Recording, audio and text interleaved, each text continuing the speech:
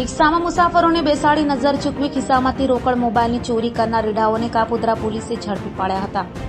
Kapodra police મથકનો staff પેટ્રોલિંગમાં હતો ત્યારે બાતમીના આધારે કાપોદ્રા પોલીસે રિક્ષામાં મુસાફરોને બેસાડી નજર ચૂકવી તેઓના ખિસ્સામાંથી રોકડા રૂપિયા કે મોબાઈલની ચોરી કરનાર રીઢા ચોરો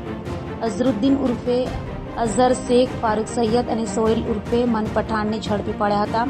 પોલીસે આરોપીઓ પાસેથી રિક્ષા તથા મોબાઈલ સહિતની મત્તા મળી આવી હતી તો રીઢાઓનો એક સાથીદાર ઇમરાન ભાગી છૂટતા તેને વોન્ટેડ જાહેર કરાયો હતો। કાપોદ્રા પોલીસ સ્ટેશનમાં છેલ્લા 3-4 દિવસથી એવી ફરિયાદ આવેલી હતી કે રિક્ષાની એક ટોળકી એક્ટિવ થઈ છે અને જે રેલવે સ્ટેશન અથવા બીજા સ્ટેશન ઉપરથી બસમાંથી જે બહારથી આવતા માણસો ઉતરે છે તેને રિક્ષામાં બેસાડી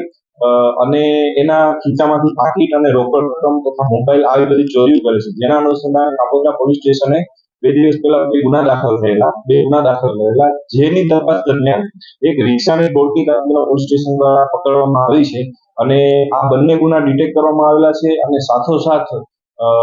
સુરત શહેરના જુદા જુદા 5 પોલીસ સ્ટેશનના કુલ 5 ગુનાઓ આ ટોળકી દ્વારા છેલ્લા અઠવાડિયામાં અંજામ આપવામાં આવેલો જુદા જુદા સિનિયર સિટીઝનોના પૈસા ચોરીના ગુનાઓ કાપોદ્રા પોલીસ સ્ટેશન દ્વારા ડિટેક્ટ કરવામાં આવેલા છે। આરોપીઓ પાસેથી હાલ 30,000 જેટલા રોકડા રૂપિયા કબજે કરવામાં આવેલા છે। કાપોદ્રા પોલીસ સ્ટેશનમાં જે 2 ગુના દાખલ થયેલા છે એમાં 16,000 રૂપિયાનો મુદ્દામાલ અને એક મોબાઈલ